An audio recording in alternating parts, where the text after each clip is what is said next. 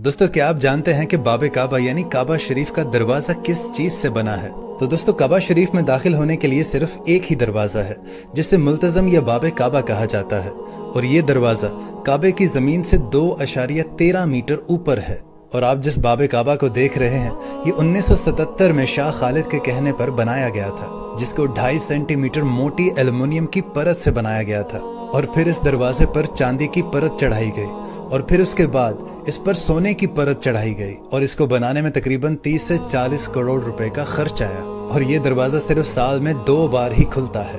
पहली मर्तबा 1 शाबान को जब खाना काबा को गुस्ल दिया जाता है, और दूसरी मर्तबा 1 जिलहज को जब खाना काबा का गिलाफ चेंज किया जाता है और खाना काबा को गुस्ल दिया जाता है। और उसके बाद उसके अलावा खास लोगों के लिए इसको खोला जाता है। अल्लाह ताला हम सब को भी बाब काबा के अंदर जाने की तौफीक अता फरमाए। आमीन।